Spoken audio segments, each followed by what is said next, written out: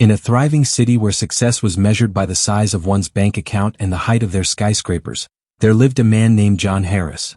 As the owner of an enviable real estate empire, Mr. Harris was known for his unwavering standards and rigid criteria when selecting tenants. His motto was clear: preserve the quality of his properties at all costs. But fate, with its peculiar sense of irony, was about to turn Mr. Harris's seemingly perfect life upside down. A decision born from deeply ingrained prejudices would set off a chain of events that would not only challenge his worldview but also transform his heart. Get ready for an emotional journey of self-discovery, redemption, and the true meaning of community as we follow Mr. Harris's transformation from a narrow-minded landlord to a man who learns the value of diversity and compassion. Will he be able to overcome his prejudices and find a happiness that money can't buy? The answer might just surprise you. Mr. Harris stood by the window of his spacious office, gazing out at the pristine neighborhood he had meticulously crafted. The well-manicured lawns and elegant homes filled him with a sense of pride.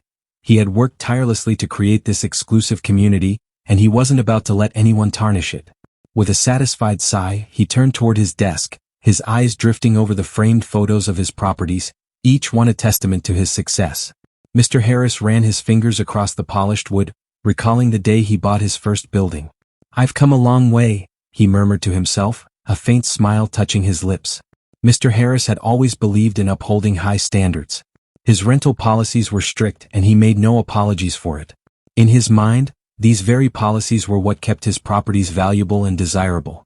He picked up a stack of rental applications, flipping through them with a discerning eye. Each form was carefully scrutinized, ensuring that only the right kind of people would be allowed to live in his buildings. "Can't just let anyone in," he said aloud, his voice firm. "Got to keep things exclusive." Mr. Harris paused, his hand hovering over one particular application. His brow furrowed as he read the name. With a quick shake of his head, he tossed it into the rejection pile. No, he muttered. "Can't have any of them here. It would change the whole atmosphere." A pang of guilt tugged at his conscience, but he swiftly pushed it aside. In his mind, he was doing what was best for his community. He told himself that his other tenants wouldn't want black neighbors. It was better this way, he reasoned. Mr. Harris leaned back in his leather chair, feeling the weight of his decisions. But he hardened his heart, convincing himself that his prejudices were justified. After all, he had built this empire with his own hands. He had the right to decide who lived here. "It's my property," he said firmly, as if trying to convince an unseen audience. "My rules." Meanwhile, the Thompson family gathered around their kitchen table, excitement buzzing in the air.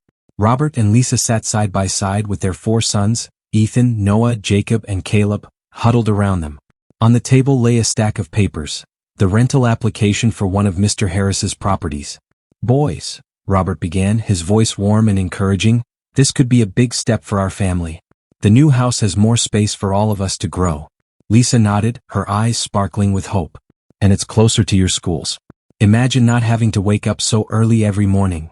The boys exchanged eager glances. Ethan, the eldest, spoke up. "Will we each get our own room, Dad?" Robert chuckled, ruffling Ethan's hair. "Not quite, son, but you'll have more space than you do now." As Robert began filling out the form, Lisa turned to the younger boys, Noah, Jacob, and Caleb. "What do you think about the new house? I hope it has a big backyard." Noah exclaimed, his eyes wide with excitement. Jacob nodded enthusiastically. "Yeah, maybe we can finally get a dog." "One step at a time," Lisa laughed, her heart swelling with love for her family. Caleb, the youngest, climbed into his mother's lap. "Will we still be close to Grandma and Grandpa?" Lisa hugged him tightly. "We'll be a little farther away, sweetheart, but we'll still visit them often." When Robert finished the application, he looked at his family.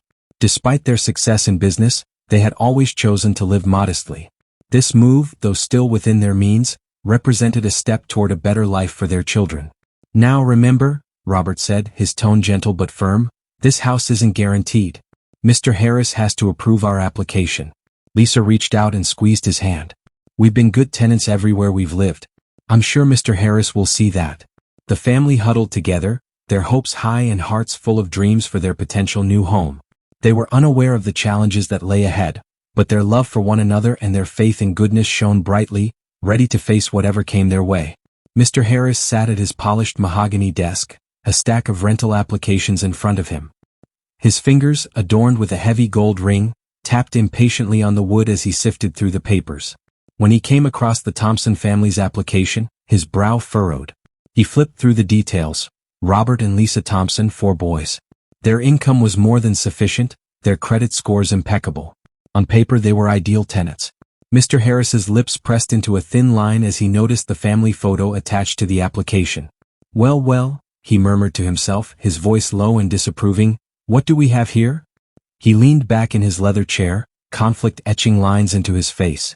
The Thompsons met every criterion he had set for his tenants.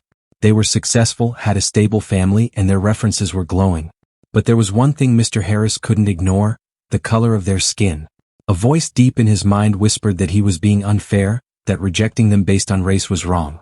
But Mr. Harris pushed the thought aside, focusing instead on what he called the character of his properties. It's about maintaining standards, he said aloud, trying to convince himself.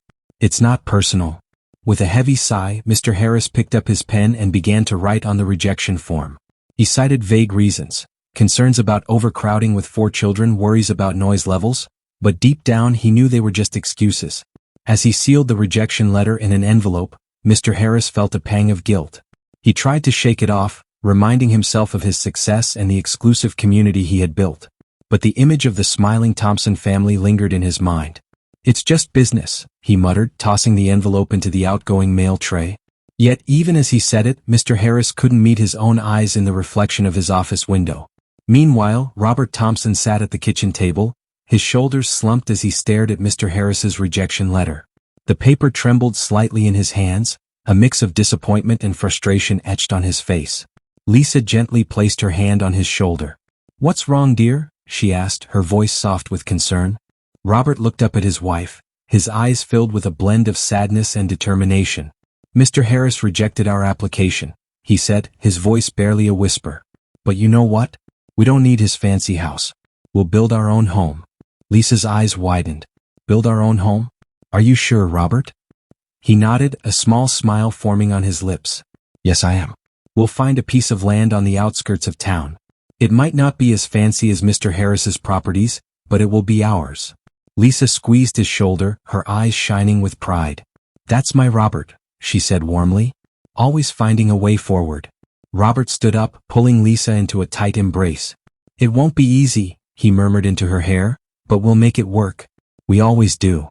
Lisa pulled back slightly, looking into Robert's eyes. Remember what we always tell the boys, when life gives you lemons, make lemonade. Robert finished with a growing smile. You're right, honey. We can't let this get us down. We'll make the best of it. At that moment, their 4 boys, Ethan, Noah, Jacob, and Caleb, burst into the kitchen, their faces curious. What's going on, Dad? Ethan, the eldest, asked. Robert looked at his sons, his chest swelling with love and pride. Boys, he said, his voice strong and clear, we're going to build our own house. It might not be big or fancy, but it will be ours and we'll make it a home filled with love. The boys' eyes sparkled with excitement. Can we help, Dad? Noah asked eagerly. Of course, Robert laughed. We'll do it together as a family. Lisa watched her husband and sons, her heart brimming with joy and hope. She knew the road ahead would be challenging, but she also knew that together they could overcome anything. Mark Harris stepped into the gleaming showroom of Elite Motors, his heart racing with excitement. It was his first day at the luxury car company, and he could hardly wait to start his new job. The polished cars sparkled under the bright lights, their sleek lines promising power and prestige. As Mark made his way to the reception desk, he couldn't help but feel a sense of pride. He had landed this job on his own merit, without any help from his father's connections. It felt good to stand on his own 2 feet. Good morning, a friendly voice greeted him. You must be Mark. I'm Sarah, the HR manager. Welcome to Elite Motors.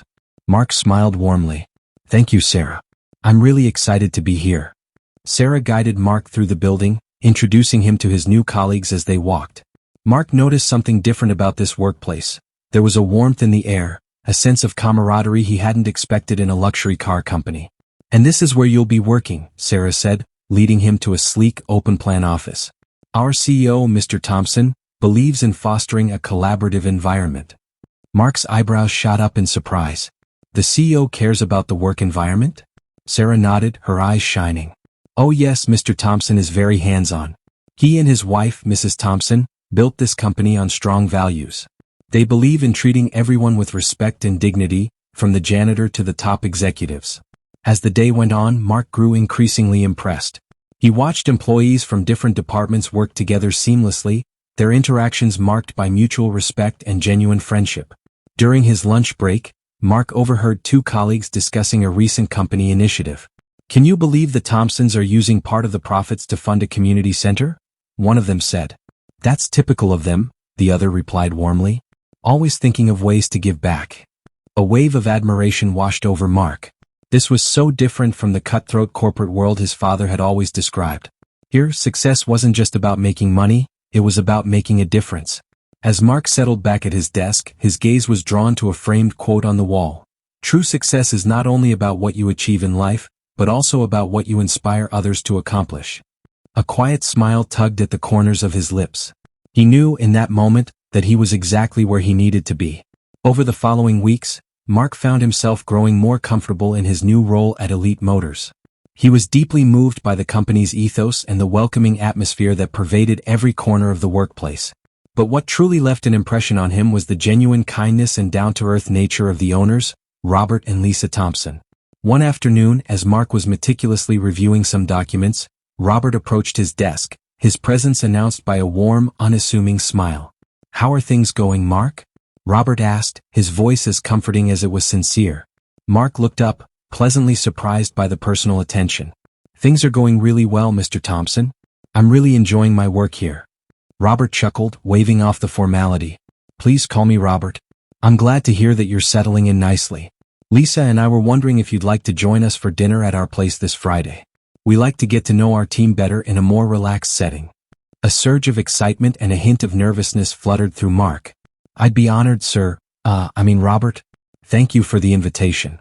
Friday evening arrived and Mark drove to the address Robert had given him. As he navigated through the modest streets on the outskirts of the city, a sense of bewilderment crept in. Surely the owners of such a successful company would reside in a more upscale neighborhood? His confusion only deepened when he pulled up to a simple yet welcoming house. It was well kept, but far from the grand estate he had envisioned. Mark double-checked the address, then with a mix of hesitation and curiosity, approached the front door. It was Lisa Thompson who greeted him with a warm, radiant smile. "Mark, we're so glad you could make it." As Mark stepped inside, he was immediately enveloped by the comforting ambience of the home.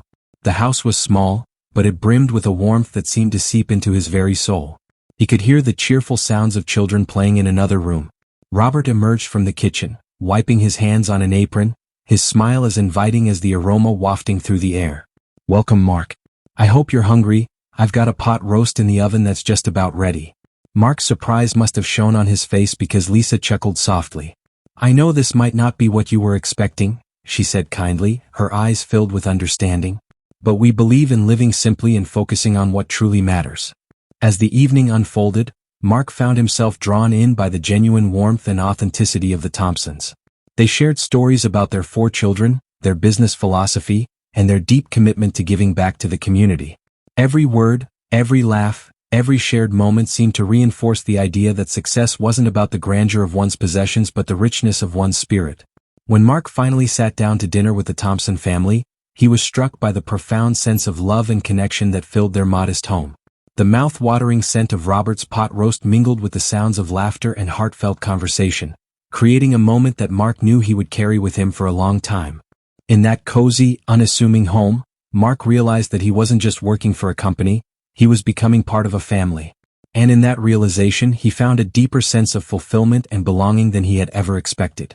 "Boys, dinner's ready," Lisa called out, and within moments, 4 boys dashed into the dining room, their faces alight with excitement. Mark was struck by how quickly they settled in and took their seats without any fuss. "Mark, let me introduce you to our sons," Robert said proudly. "This is Ethan, our oldest, followed by Noah, Jacob, and Caleb." Each boy greeted Mark politely, looking him directly in the eye as they shook his hand. Mark couldn't help but smile at their impeccable manners. As they sat down, Mark listened intently to the family's conversation, surprised by how articulate and ambitious the boys were. Ethan, the eldest, spoke about his dream of becoming a doctor. "I want to help people in our community who can't afford health care," he explained earnestly. Noah chimed in, "I'm going to be an engineer and design eco-friendly buildings." Jacob, the quietest of the 4, shared his passion for writing. "I want to tell stories that bring people together," he said softly. Even little Caleb had big dreams. "I'm going to be a teacher like Mom used to be," he declared, smiling up at Lisa. Mark was deeply moved by the boys' aspirations and the evident pride on Robert and Lisa's faces. He noticed how the parents encouraged each child's dreams, offering words of support and guidance. During the meal, Mark observed the family's interactions. Despite their humble surroundings, there was a richness in their relationships that he found profoundly touching. The boys helped clear the table without being asked, and the conversation flowed easily, filled with respect and genuine interest in each other's lives. As the evening progressed, Mark began to feel more and more at home. The warmth and humility of the Thompsons stood in stark contrast to the world he had grown up in, and he found it both refreshing and inspiring. The next evening, Mark joined his parents for dinner at their luxurious home. The dining room was opulent, with crystal chandeliers and fine china. But Mark couldn't help but compare it to the warm, inviting atmosphere of the Thompsons' modest house. As they began the meal, Mr. Harris asked, "So, Mark, how's the new job going?" Mark's face lit up. "It's wonderful, Dad. The company is amazing and the owners are incredible people." Mrs. Harris smiled. "That's nice, dear. Tell us more about these owners." "Well, their names are Robert and Lisa Thompson," Mark began, his voice full of enthusiasm. "They built the company from the ground up and treat everyone like family. I had dinner at their house last night, and it was such a revealing experience." Mr. Harris froze, his fork halfway to his mouth. He slowly set it down, a look of discomfort crossing his face. Mark continued, oblivious to his father's reaction. "They have 4 kids, all so well-mannered and ambitious. The oldest wants to be a doctor. Can you believe that? And their house isn't big or fancy, but it's filled with love and warmth." Mr. Harris's face paled as he nervously cleared his throat. "Thompson, you said? Where do they live?" "Out on the outskirts of the city," Mark replied. "They built the house themselves after they couldn't find a place to rent in the area. Isn't that admirable?" Mr. Harris's discomfort was now visible as he shifted in his chair, avoiding eye contact with his son. Mrs. Harris, noticing her husband's strange behavior, asked, "Honey, are you okay? You look like you've seen a ghost." Mr. Harris took a deep breath. "Mark," he said, his voice strained, "this Thompson family, are they black?" Mark frowned in confusion. "Yes, they are." "Why does that matter?" Realization hit Mr. Harris like a ton of bricks. The family his son was praising so highly was the same one he had rejected as tenants. A wave of shame washed over him as he recalled the flimsy excuses he had used to turn them away. As Mark continued sharing stories about the Thompson family, Mr. Harris found himself listening with growing interest. Despite his initial discomfort, he couldn't help but be intrigued by the warmth and success Mark described. "Tell me more about Robert," Mr. Harris asked, his voice softer than before. "What kind of businessman is he?" Mark's eyes lit up. "He's an incredible father and leader. Robert started the company with just a small loan and a big dream. Now he employs over 100 people and treats every one of them like family." Mr. Harris nodded slowly, a thoughtful expression on his face. "And the boys, you said they're ambitious?" "Oh, absolutely," Mark replied enthusiastically. "Ethan, the oldest, is already taking advanced classes to prepare for medical school.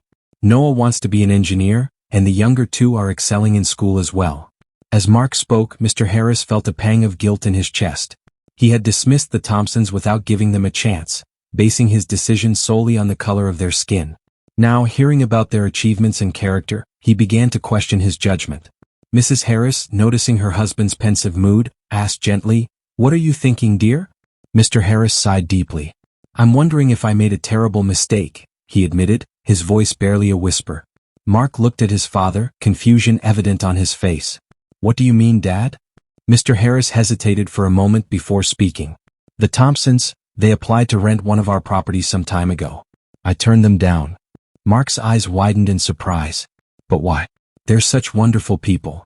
Shame washed over Mr. Harris as he realized the full weight of his actions. He had let his prejudices cloud his judgment, potentially depriving his community of a remarkable family. "I think I need to reconsider some things," Mr. Harris said quietly, more to himself than to his family. He looked at Mark with a mixture of regret and curiosity in his eyes. "Tell me more about them, son. I want to understand." As the days passed, Robert Thompson and Mark Harris found themselves growing closer at work.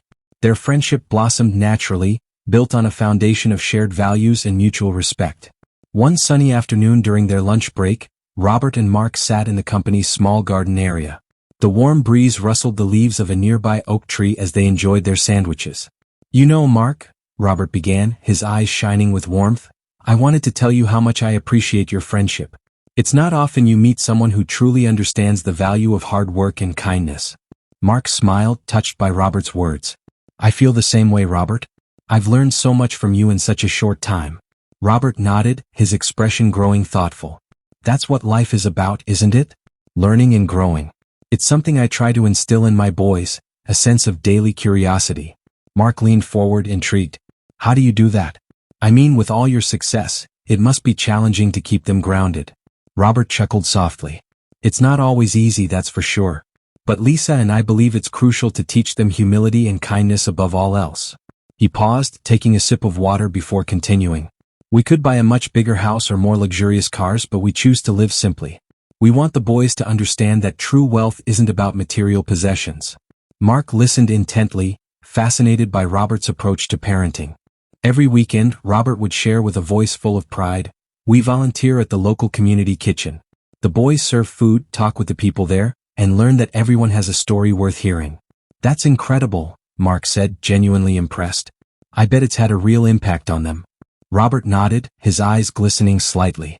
"Just last week, Ethan used his allowance to buy a warm coat for a homeless man he befriended at the kitchen. He didn't even tell us about it. We found out from the shelter coordinator." Mark felt a lump form in his throat, moved by the story. "You must be so proud." "I am," Robert admitted, his voice thick with emotion. "But more than that, I'm grateful. Grateful that we can support our family while still teaching our children the importance of giving back and treating everyone with respect." As the days grew warmer, Mr. Harris found himself spending more time on his porch, sipping iced tea and observing the neighborhood. His thoughts often turned to the Thompson family. Their story weighed heavily on his mind. One sunny afternoon, Mr. Harris noticed a commotion on the street. Squinting, he saw Mrs. Johnson, an elderly neighbor, struggling with her groceries. Before he could even think of offering help, two boys appeared by her side.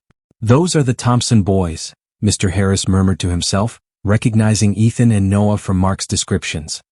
He watched as the boys carefully took Mrs. Johnson's bags, their smiles bright and genuine. They chatted animatedly with her while carrying her groceries to her home. Mr. Harris felt a pang of surprise at their politeness. A few days later, he was driving through town when he spotted Jacob and Caleb, the younger Thompson boys, picking up trash in the park. They worked diligently, laughing and competing to see who could fill their trash bags first. Mr. Harris slowed his car, observing the scene. He noticed how other children were joining in, inspired by the Thompson boys' initiative. The park, once littered with candy wrappers and soda cans, soon looked pristine. As days passed, Mr. Harris found himself paying more attention to the Thompson boys' actions in the community.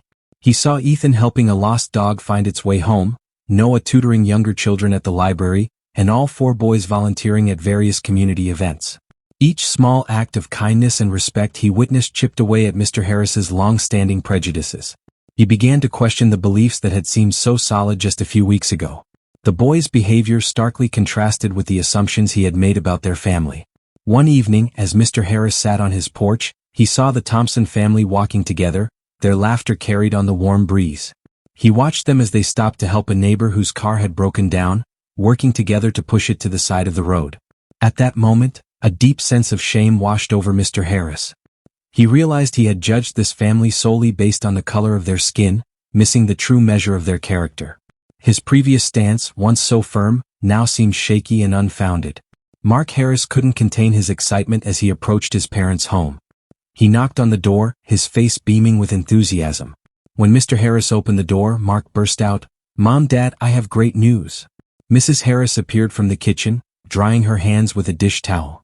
"What is it, dear?" she asked, her curiosity piqued. Mark took a deep breath and announced, "The company is hosting a big event next weekend and I'd love for you both to come. It's a chance to meet everyone and see where I work." Mr. Harris's face immediately fell, his brow furrowing with concern. "I don't know, son. You know how I feel about these social gatherings." Mark's smile wavered for a moment, but he persisted. "Please, Dad. It would mean so much to me. You've always talked about wanting to understand more about my work." Mrs. Harris placed a gentle hand on her husband's arm. "I think it's a wonderful idea. We should support Mark." Mr. Harris looked from his wife to his son. Seeing the hope in their eyes, he sighed heavily, his shoulders sagging in resignation. All right, we'll go." Mark's face lit up with joy. "Thank you, Dad. You won't regret it. I promise." As the event day approached, Mr. Harris grew increasingly anxious. He paced around the house, muttering about crowds and small talk. Mrs. Harris watched him with a mix of amusement and concern. That night, before the gathering, Mr. Harris stood in front of the mirror, adjusting his tie for the 10th time. His wife came up behind him, smoothing his jacket. "It'll be fine, dear," she reassured him. "Mark is so excited to have us there." Mr. Harris nodded, trying to calm his nerves. I know. I'm doing this for him." As they drove to the event, Mark chatted animatedly about his colleagues and the company's recent achievements. Mr. Harris listened in silence, gripping the steering wheel tightly. When they arrived at the venue, Mark led his parents inside, his eyes scanning the room. Suddenly he waved enthusiastically. "There they are, Robert and Lisa. Let's go, I want you to meet them." Mr. Harris froze, his eyes widening in recognition. Across the room stood the same family he had once refused to rent to. His heart raced as Mark guided them towards the Thompsons, oblivious to the connection. As they approached, the crowd seemed to part, revealing Robert and Lisa standing by a beautifully decorated table. Mr. Harris swallowed hard, his mouth suddenly dry. "Mom, Dad, I'd like you to meet Robert and Lisa Thompson," Mark said, his pride evident. "They're the owners of the company I work for." Robert extended his hand, a warm smile lighting up his face. "It's a pleasure to meet you, Mr. and Mrs. Harris. Mark has told us so much about you." Mr. Harris hesitated for a moment before shaking Robert's hand. The handshake was firm and genuine, catching him off guard. He managed to say, his voice almost a whisper, "Nice to meet you." Lisa stepped forward, her eyes glowing with kindness. "We're so glad you could make it tonight. Mark has been a wonderful addition to our team." As they exchanged pleasantries, Mr. Harris couldn't help but notice how others in the room regarded Robert and Lisa. There was a palpable sense of respect and admiration in the air.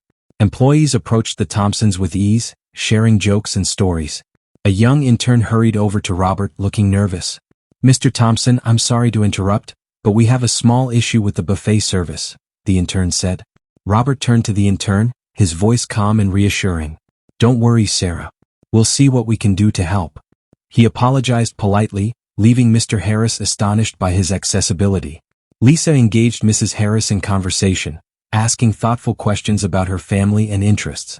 Mr. Harris watched in amazement as his wife relaxed, laughing at Lisa's gentle humor. Throughout the evening, Mr. Harris observed the Thompsons interacting with guests and staff. They remembered names, inquired about families, and showed genuine interest in everyone they spoke with. The respect they commanded was evident but clearly stemmed from kindness and integrity rather than authority. As the night wore on, Mr. Harris found himself re-evaluating everything he thought he knew about the Thompsons. The prejudices that had once seemed so certain now felt unstable and unfounded. He couldn't help but feel a pang of shame for his past actions. As the evening unfolded, Mr. Harris found himself drawn into a conversation with Robert Thompson. They stood near a window, gazing out at the city lights, each holding a glass of sparkling water. "Your company seems to be doing exceptionally well," Mr. Harris remarked, striving to keep his tone neutral. Robert responded with a modest smile. "We've been blessed, that's true. But success isn't just about money, you know?" Mr. Harris raised an intrigued eyebrow. "Oh, what do you mean by that?" Robert took a sip from his glass before continuing. "Lisa and I decided early on that we wanted our children to understand the value of hard work and simplicity. But with your success, you could certainly afford a more comfortable lifestyle," Mr. Harris probed, recalling the modest house he had noticed. Robert's eyes sparkled as he replied, "We could, but we chose not to. Our home may be small, but it's filled with love. We want our children to understand that true wealth comes from within." Mr. Harris felt a pang of guilt as he remembered his hasty judgment of the Thompsons' rental application. "That's admirable," he said softly. "You see," Robert continued, "we believe in leading by example. Our children see us working hard and giving back to the community. We want them to understand that success is more than just accumulating wealth." As Robert spoke, Mr. Harris found himself re-evaluating his own values. He thought about his son Mark, and how impressed he had been with the Thompsons' family dynamic. "But don't you worry about your children missing out?" Mr. Harris asked, expressing concern. Robert shook his head, his expression serene. "Missing out on what? They have everything they need: love, education, and strong values. We're teaching them to be kind, to work hard, and to help others. To us, that is the greatest wealth we can give them." Mr. Harris fell silent, contemplating Robert's words. He thought about his own life, his large house, his expensive cars, and for the first time he questioned whether he had been measuring success incorrectly. The next evening Mr. Harris sat in his office, lost in thought. The conversation with Robert Thompson had stirred something profound within him. As he gazed out the window he heard a soft knock on the door. Mark entered, concern etched on his face. "Dad, is everything okay?" "You've been quiet since the event," Mark said, sitting down. Mr. Harris gestured for his son to take a seat. "Mark, I've been reflecting on our values, on what truly matters in life." Mark leaned forward, intrigued. "What do you mean, Dad?" "I always thought success was about wealth, status, and surrounding ourselves with the right people," Mr. Harris began, his voice heavy with emotion. "But now I'm not so sure." Mark nodded encouragingly, sensing his father's internal struggle. "Dad, tell me more about the Thompsons." Mr. Harris asked softly, "What is it about them that impresses you so much?" Mark's eyes lit up. "Oh, Dad, they're incredible. Robert and Lisa are so humble despite their success. And their kids, they're so respectful and hardworking. You should see it for yourself." Mr. Harris listened attentively as Mark continued. "The Thompsons don't just talk about values, they live them. They teach their children that true wealth comes from kindness and helping others." Mr. Harris felt a lump form in his throat. "And do you admire that?" Mark responded sincerely, "It made me think about what really matters in life. Integrity, humility, compassion. Those are the things that make a person truly successful." Mr. Harris nodded slowly, his son's words sinking in. "You know, Mark, I think I've been wrong about many things. I judged people based on, well, things that really don't matter." Mark reached out and patted his father's hand. "It's never too late to change, Dad. The Thompsons have shown me a lot about what it means to be a good person." Mr. Harris's heart ached as he absorbed his son's insight. The realization that he had been wrong about the true measure of success was both humbling and enlightening. As he looked at Mark, he felt a renewed sense of purpose and the possibility of forging a new path aligned with the values of kindness and genuine success he had come to appreciate. As Mr. Harris looked into his son's eyes, he saw a wisdom and compassion that filled him with pride.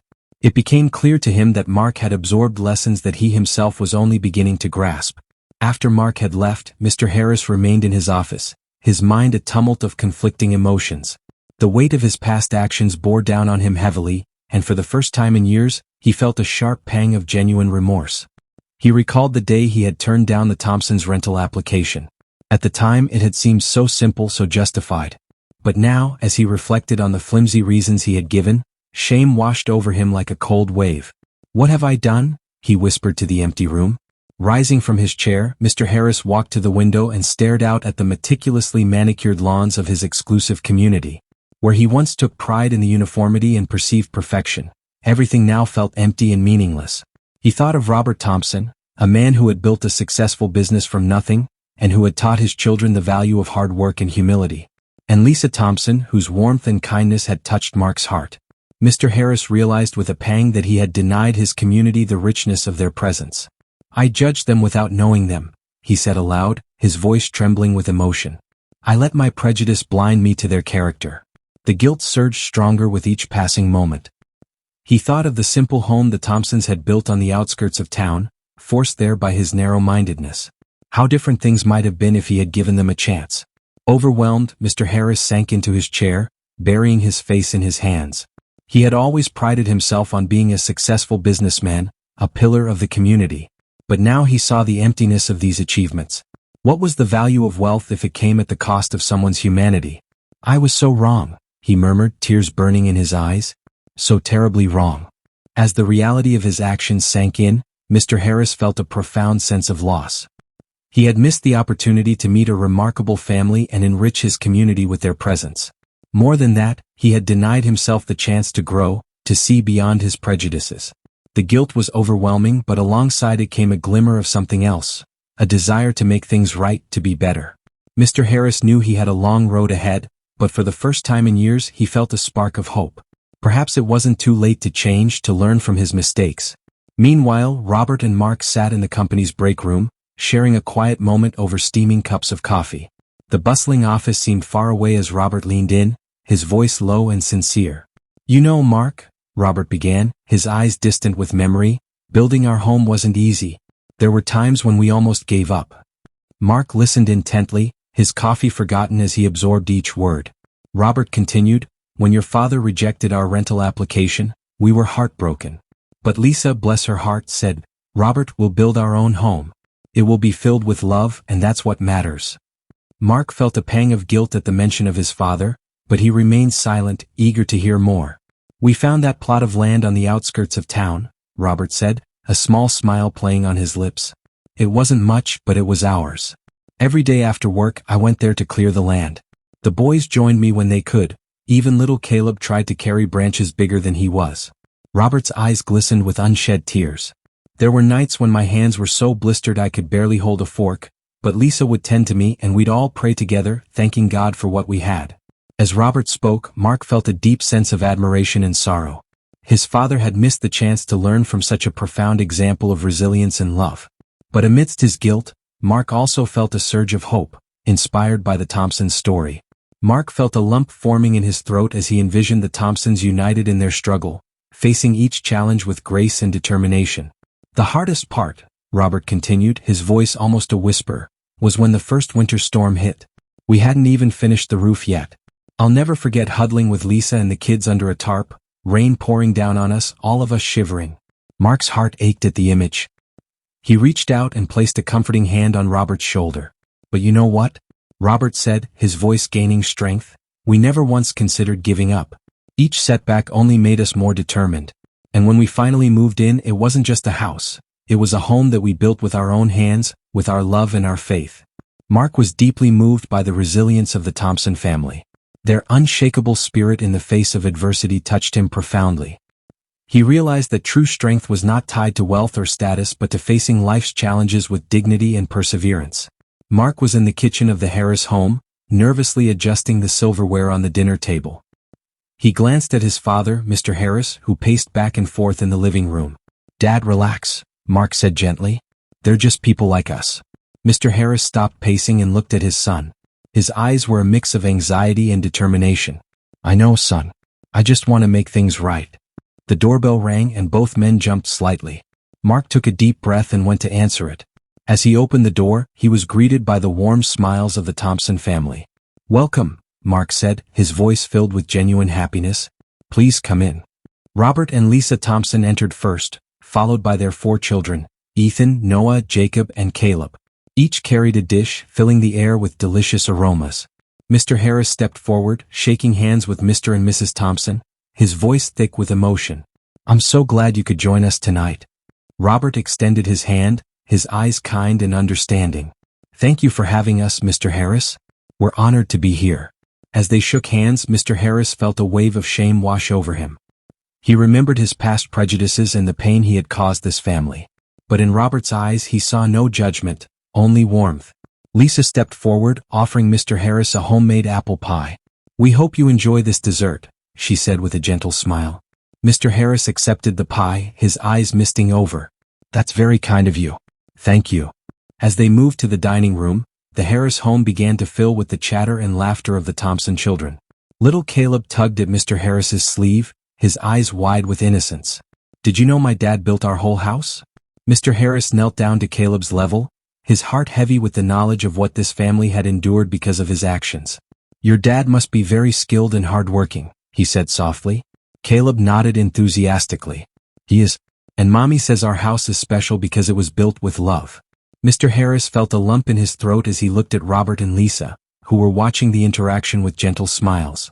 At that moment, he understood the true strength of the family he had once judged so harshly. As everyone took their seats at the table, Mr. Harris cleared his throat. Before we start, he said, his voice trembling slightly, I'd like to say something. Throughout the dinner, conversation flowed easily around the table. The Thompson children shared stories about their school and hobbies, while Mark and Lisa discussed their work in the luxury car business. The atmosphere was warm and inviting, and Mr. Harris felt a profound sense of connection and renewal as he experienced the Thompsons' generosity and resilience firsthand. Mr. Harris began, his voice soft and contemplative. I must admit, I'm deeply impressed by the values you've instilled in your family. Robert smiled warmly. Thank you, Mr. Harris. Lisa and I believe that strong values are the foundation of a meaningful life. Mr. Harris nodded, his eyes reflecting a newfound respect. I can see how well-mannered and ambitious your children are. How do you manage to achieve that? Robert took a sip of water before responding. It's not always easy, he admitted, but we believe in leading by example. We try to show our children the importance of hard work, kindness, and humility. As Robert spoke, Mr. Harris found himself leaning in, absorbed by every word. He reflected on his own life and choices, feeling a pang of regret. And about your decision to live simply? Mr. Harris asked, genuinely curious. I mean, you have a successful business, yet you choose to live modestly. Why is that? Robert's eyes sparkled as he glanced at his wife and children. We want our kids to understand that true wealth isn't about money or possessions. It's about community, family, and making a positive difference in the world. Mr. Harris felt something shift within him. He looked around the table at the laughter and conversation and saw not just a family but a community he had once tried to exclude. Community, Mr. Harris echoed softly. I'm beginning to see how crucial it really is. Robert nodded, his expression serious yet kind. A strong community uplifts everyone, Mr. Harris. When we support each other, despite our differences, we all benefit. As the conversation continued, Mr. Harris's respect for Robert Thompson grew. Before him was a man of integrity, wisdom, and compassion, qualities that transcended race or status. When dinner came to a close, a silence fell over the table. Mr. Harris cleared his throat, his eyes brimming with emotion. He looked at Robert and Lisa Thompson, his heart heavy with the weight of his past actions. Mr. and Mrs. Thompson, he began, his voice trembling slightly, I owe you both an apology. The Thompsons exchanged surprised glances while Mark looked on with curiosity.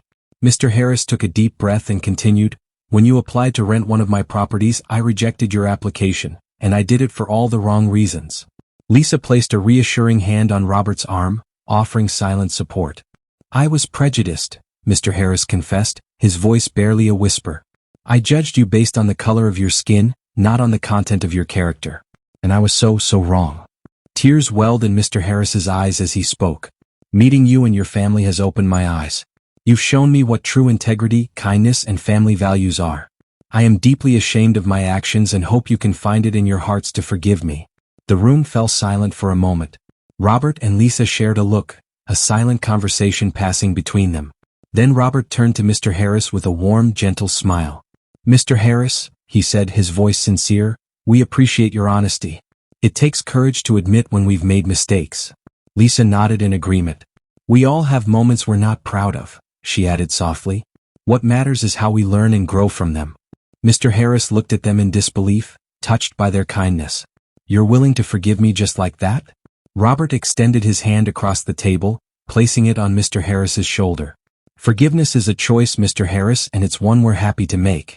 Your apology means a lot to us.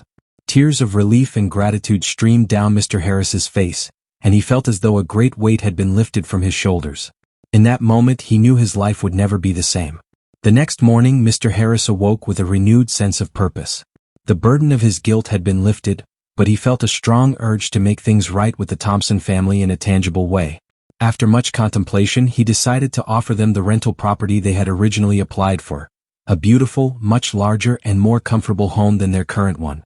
Mr. Harris hoped this gesture would demonstrate the sincerity of his apology and his desire to make amends. With a mixture of nervousness and determination, he prepared to present his offer, knowing it was a small step toward healing and redemption. Mr. Harris picked up the phone and dialed Robert Thompson's number. When Robert answered, Mr. Harris took a deep breath and explained his offer. Mr. Thompson, I'd like to extend an offer to you and your family, Mr. Harris began, his voice filled with sincerity. I'm offering you the rental property you originally applied for. It's still available and I would be honored if you would consider it. There was a brief pause on the other end of the line before Robert responded, his tone warm yet firm. Mr. Harris, I truly appreciate your offer. It's incredibly kind of you. However, Lisa and I have decided to decline. Mr. Harris felt a pang of disappointment. May I ask why? He inquired gently. Robert chuckled softly. You see, Mr. Harris, the house we built is more than just a structure for us. It's a testament to our family's values and hard work. We poured our hearts into it, and it's where we've created so many precious memories with our children. Lisa's voice joined the conversation as Robert put the call on speaker. Our home may be simple, she added, but it's filled with love and laughter. It's exactly where we want to be. Mr. Harris felt a lump form in his throat. He was deeply moved by the Thompsons' contentment and their strong sense of what truly mattered in life. I understand, Mr. Harris said, his voice thick with emotion. "Your home sounds wonderful. Thank you for explaining." As the call ended, Mr. Harris felt a profound respect for the Thompsons' decision. Their choice to stay in their modest home, despite having the means to move to something grander, spoke volumes about their character and values. In the weeks following his encounter with the Thompson family, Mr. Harris underwent a profound transformation. His newfound humility and commitment to inclusivity did not go unnoticed by his longtime business partners. One chilly morning, Mr. Harris arrived at his office to find an unexpected board meeting in progress. As he entered the room, conversations hushed and all eyes turned to him, the atmosphere thick with unspoken accusation. "Harris," his senior partner, Mr. Jameson, began, "we need to discuss the direction of this company." Mr. Harris took his seat, his heart pounding as he listened to his partners express their concerns. They spoke of declining property values, reduced exclusivity, and a tarnished reputation. Each word felt like a blow to Mr. Harris's chest. "Your new approach is costing us money," Mr. Jameson said bluntly. "We can't afford your sentimentalism." Mr. Harris tried to defend his stance, emphasizing the importance of diversity and inclusion, but his words fell on deaf ears. His partners saw his change of heart as a weakness, a liability to their financial results. After a heated discussion, the verdict was clear. Mr. Harris was being ousted from the company he had built from the ground up. The realization hit him like a ton of bricks. The room seemed to spin as he struggled to grasp the magnitude of what was happening. As he packed up his office, his hands trembled. Mr. Harris thought about the financial implications. His wealth had been largely tied to the company, and now he faced significant losses. The comfortable life he once knew was slipping away. But it wasn't just the money. As news of his dismissal spread, Mr. Harris found himself shunned by many in his social circle. People he had considered friends for years now avoided his calls, and invitations to events dried up. The personal loss hurt even more than the financial blow. As Mr. Harris grappled with this sudden upheaval, he felt lost. The once proud landlord now faced each day with uncertainty and fear. His comfortable world had crumbled, leaving him feeling adrift and alone. On a particularly bleak afternoon, while Mr. Harris sat in his now quiet home, the phone rang. He almost didn't answer, dreading another rejection or a pity call, but something made him pick up the receiver. "Hello," he said, his voice barely a whisper. "Mr. Harris, this is Robert Thompson. I heard about what happened. Are you all right?" The concern in Robert's voice took Mr. Harris by surprise, and he felt a lump in his throat, unable to speak for a moment. "I'm not sure," he finally managed to say. Robert's warm voice came through the line again. "Lisa and I were wondering if you'd like to come for dinner tonight. No pressure, but we thought you might appreciate some company." Mr. Harris hesitated, then was unexpectedly moved to accept the invitation. That evening, he found himself at the Thompsons' modest but inviting dinner table. The aroma of homemade food filled the air, and the chatter of the Thompson children provided a comforting background noise. As they ate, Robert and Lisa gently encouraged Mr. Harris to share his struggles. Their genuine kindness and concern touched him deeply. "You know, Mr. Harris," Lisa said softly, "sometimes life throws us curveballs to teach us important lessons. This is just a bump in the road. You'll get through this." Robert nodded in agreement. "And you're not alone. We're here to help in any way we can." Mr. Harris was overwhelmed by their generosity and warmth. As he left their home that night, he felt a glimmer of hope amidst his turmoil. The Thompsons had not only offered him their friendship but had reminded him of the true meaning of community and support. Mr. Harris felt tears welling up in his eyes as he was enveloped by the warmth and support from the family he had once rejected. For the first time since his professional world had been turned upside down, he glimpsed a sliver of hope. "Thank you," he whispered, his voice choked with emotion. "I don't deserve your kindness, but I am deeply grateful for it." The Thompsons assured him that everyone deserves kindness and second chances. They encouraged him to remain positive and offered their help in any way he might need.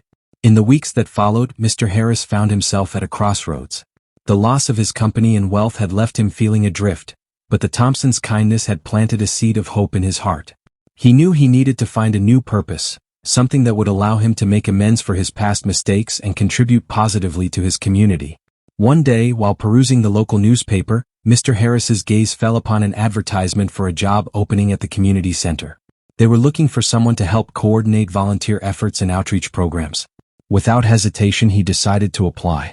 To his surprise and joy, Mr. Harris was offered the position. It was a far cry from his former life as a wealthy property owner, but as he walked into the bustling community center on his first day, He felt a sense of excitement he hadn't experienced in years. The work was straightforward, yet immensely rewarding. Mr. Harris found himself organizing food drives, coordinating after-school programs for underprivileged children, and setting up job fairs for those in need. Each day brought new challenges and opportunities to make a difference in people's lives. Working alongside volunteers from all walks of life, Mr. Harris began to view the world through a new lens. He heard stories of struggle and triumph, of hardship and hope. The diversity of the community he had once avoided now became a source of strength and inspiration for him. One of his favorite tasks was organizing workshops on diversity and seminars on equality. Mr. Harris dedicated himself to researching and planning these events, determined to help others avoid the mistakes he had made. He shared his own story of transformation, hoping it would inspire others to examine their own biases and prejudices. As weeks turned into months, Mr. Harris found a profound sense of fulfillment in his new role. The smile on a child's face when they received a hot meal, the gratitude in a job seeker's eyes when they found employment, the camaraderie among volunteers working toward a common goal, these moments filled his heart with joy. He often reflected on his conversation with the Thompsons, realizing that this obstacle on his path had indeed taught him invaluable lessons. His life was simpler now, but it was rich in purpose and meaning. As the seasons changed, the Thompson boys became regulars at the community center. Ethan, Noah, Jacob, and Caleb would often stop by after school, eager to lend a hand and learn from Mr. Harris's experiences. Mr. Harris's face would light up every time he saw the boys walk through the door. Their energy and enthusiasm were infectious, bringing a new vitality to the center's activities. Ethan, the eldest, had a particular interest in the job fairs. He helped Mr. Harris set up booths and greet the candidates, his natural charm putting nervous job seekers at ease. Noah, with his artistic talent, volunteered to create colorful posters for upcoming events, brightening the center's walls with his creations. Jacob, always full of energy, was a whirlwind of activity during food drives, racing to organize donations and pack boxes with lightning speed. Caleb, the youngest, had a gentle way with the younger children who came to the after-school programs. He would sit patiently with them, helping with homework or reading stories. Mr. Harris was amazed at how each boy brought their unique talents to the center. He saw in them the values their parents had instilled: kindness, humility, and a genuine desire to help others. One afternoon, as they were cleaning up after a particularly busy day, Mr. Harris paused to watch the boys. Ethan was showing Noah how to fold tables correctly, while Jacob and Caleb swept the floor, turning it into a game to see who could collect the most dust. "You boys are a real blessing," Mr. Harris said, his voice thick with emotion. "I don't know what we would do without you." The boys smiled at him, their faces beaming with pride. "We love helping out," Ethan said. "It feels good to make a difference." Mr. Harris nodded, feeling a lump in his throat. He thought about the day he had rejected his family's rental application, ashamed of his past prejudices. Now, those very boys he once tried to exclude were bringing so much joy and purpose into his life. As days turned into weeks, Mr. Harris found himself settling into a rhythm at the community center. The simple life he now led was a far cry from his days as a wealthy landlord, but he discovered a richness in it that he had never known before. Every morning he woke up early, brewed a pot of coffee, and walked to the center. The familiar faces he encountered on the street greeted him warmly, and he responded with a genuine smile, an abrupt contrast to the indifferent nods he used to give while focused solely on his business empire. At the center, Mr. Harris immersed himself in daily activities. He helped organize adult literacy classes, assisted with job search workshops, and even started a small garden in the back lot. The work was hands-on and sometimes exhausting, but it filled him with a sense of purpose he had never experienced before. One day, while tending to the tomato plants, Mrs. Johnson, an elderly regular at the center, approached him. "Mr. Harris," she said with twinkling eyes, "I never thought I'd see the day when you'd have dirt under your nails." Mr. Harris laughed, looking at his dirt-streaked hands. "Neither did I, Mrs. Johnson, but I must say, I quite enjoy it." They chatted a bit about the garden and the upcoming community potluck. As Mrs. Johnson walked away, Mr. Harris realized how much he valued these simple interactions. In his previous life, he had kept people at a distance, seeing relationships as mere business transactions. Now he found joy in these genuine connections. The community potluck was a perfect example of this newfound joy. Mr. Harris arrived with a dish of roasted vegetables from the center's garden. As he entered the bustling community hall, he was greeted by a chorus of hellos and warm smiles. Children ran around, their laughter filling the air, while adults chatted animatedly in small groups. Mr. Harris found himself engaged in conversations about everything from local sports teams to the best apple pie recipes. He laughed more that night than he had in years, feeling a sense of nostalgia he had been deprived of in his previous life of wealth and status. As he helped clean up after the event, Mr. Harris caught his reflection in a window. The man looking back at him seemed happier, more relaxed, and somehow younger than the stern businessman he used to be. He realized that, by losing his fortune, he had gained something far more valuable: a community, genuine friendships, and a sense of purpose. As the weeks turned into months, Mark Harris couldn't help but notice the profound changes in his father. The once stern and aloof Mr. Harris had transformed into a man full of warmth and compassion. Mark felt a swell of pride every time he saw his father interacting with community members at the center. On a sunny afternoon, Mark decided to surprise his father with a visit to the community center. As he approached, he saw Mr. Harris kneeling in the garden, patiently showing a group of children how to plant seedlings. The sight brought a lump to Mark's throat. "Dad!" Mark called out, waving as he approached. Mr. Harris looked up, his face breaking into a wide smile. "Mark, what a pleasant surprise." He stood up, brushing dirt off his knees. Mark embraced his father, not caring about the dirt transferred to his own clothes. "I just thought I'd stop by to see how you're doing," he said warmly. Mr. Harris beamed with pride as he showed Mark around the center, introducing him to the visitors and explaining the various programs they were running. Mark listened attentively, his heart swelling with admiration for his father's dedication. As they sat on a bench outside, enjoying the late afternoon sun, Mark turned to his father. "Dad, I just want you to know how proud I am of you," he said, his voice thick with emotion. "The way you've embraced this new chapter in your life is truly inspiring." Mr. Harris's eyes sparkled with unshed tears. He reached out and squeezed Mark's hand. "Thank you, son. Your support means more to me than you can imagine." For a moment they sat in comfortable silence, both reflecting on how far they had come. Their relationship, once strained by Mr. Harris's rigid beliefs and Mark's struggle to connect with him, had blossomed into something beautiful and strong. "You know," Mr. Harris said softly, "I used to think success was measured by wealth and status, but now I realize that true success is found in the connections we make and the lives we touch." Mark nodded, feeling a deep sense of connection with his father. "I couldn't agree more, Dad. And you're touching so many lives here." As they continued to talk, sharing stories and laughing together, both father and son felt grateful for this newfound closeness. Their relationship had transformed, just as Mr. Harris had, and they looked forward to the journey ahead, side by side. As the months went by, the community began to take note of Mr. Harris's remarkable transformation. The once distant and severe landlord had become a key figure at the community center. His commitment to promoting equality and helping others shone through in everything he did. People who had once whispered about Mr. Harris's prejudices now spoke of him with respect and admiration. They saw how he worked tirelessly, organizing events that brought people of all backgrounds together and treating everyone with kindness and dignity. Mrs. Johnson, an elderly resident who had lived in the neighborhood for decades, remarked to her friend one day, "You know, I never thought I'd see the day when old Mr. Harris would be the heart of this community. But look at him now." Indeed, Mr. Harris was frequently seen engaging with residents from all walks of life, listening to their stories and offering support wherever he could. He organized food drives for those in need, created mentorship programs for at-risk youth, and even started a community garden where people could grow fresh produce together. The Thompson boys, Ethan, Noah, Jacob, and Caleb, had become regular volunteers at the center, inspired by Mr. Harris's dedication. They often brought their friends, spreading the message of unity and acceptance throughout their school. One day, while Mr. Harris was helping organize a multicultural festival at the center, he overheard two teenagers chatting. "Man, Mr. Harris is so cool now," one said. "Remember how everyone used to be afraid of him?" "Yeah," the other replied. "Now he's like the grandpa everyone wishes they had." Mr. Harris felt a warm sensation spread through his chest as he heard these words. He realized that his personal growth had not only transformed him but was also having a ripple effect throughout the community. As the festival began, Mr. Harris stood back and watched as people from all backgrounds mingled, laughed, and shared their cultures.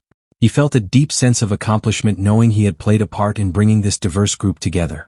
Inside the bustling community center, Mr. Harris's eyes shone with excitement as he took in the colorful decorations that adorned the walls, banners proclaiming "Celebrating Our Diversity" hanging from the ceiling, and tables laden with dishes from various cultures lining the perimeter of the room. He had spent weeks planning this event, determined to make it a celebration of unity that the city would never forget. As people began to arrive, Mr. Harris greeted each one with a warm smile and handshake. He watched with joy as families from different backgrounds mingled, sharing stories and laughter. The air was filled with tempting aromas from foods around the world and the melodious sounds of diverse music. When the Thompson family arrived, Mr. Harris's face lit up. He rushed to greet them with open arms. "Robert, Lisa," he said, his voice brimming with emotion. "Thank you so much for coming. You're our guests of honor tonight." Robert shook Mr. Harris's hand firmly. "We wouldn't miss it for the world, John," he said, using Mr. Harris's first name with the ease of a close friend. Lisa added, her eyes sparkling, "This is wonderful. Look at how many people have come." Indeed, the community center was packed. People of all ages and backgrounds chatted animatedly, their faces glowing with joy and curiosity. The Thompson boys quickly dispersed into the crowd, eager to join their friends and help with the festivities. As the evening progressed, Mr. Harris took to the small stage set up at one end of the room. He tapped the microphone and a hush fell over the crowd. "Friends, neighbors," he began, his voice clear and strong, "I want to thank you all for coming tonight. This event is more than just good food and music.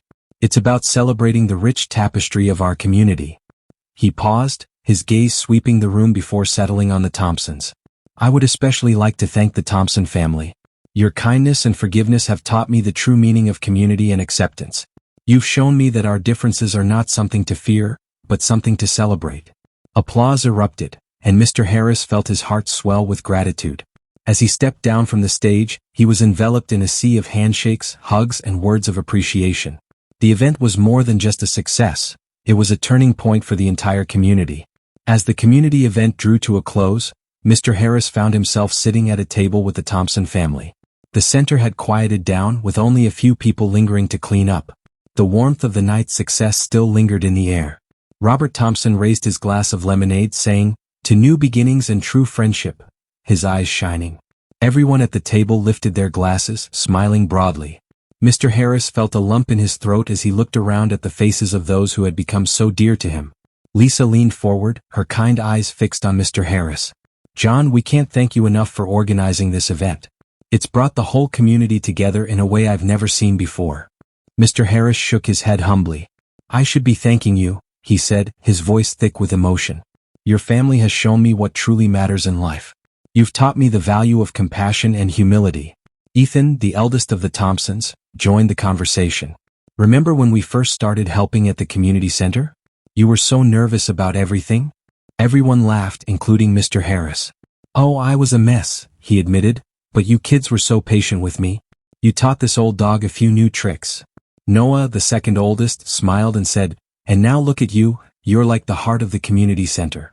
As they continued to chat and laugh, sharing stories and jokes, Mr. Harris felt a deep sense of contentment wash over him. He looked at the Thompsons, the wise smile of Robert, Lisa's gentle eyes, and the youthful enthusiasm of the boys, and marveled at how much his life had changed. Here he was, sharing a simple meal with people he would have once avoided, feeling richer than he ever had when he was wealthy. The laughter around the table was more valuable than any property he had ever owned. The warmth in his heart was worth more than all his previous business successes combined. He realized that a simple lifestyle could bring more happiness than wealth and luxury ever could. If you found this video meaningful, please leave a comment below, give it a thumbs up, and share it with your friends. Your support means the world to us and helps us continue creating content that resonates with you. Until the next video, take care and stay tuned for more heartfelt stories and moments. See you soon.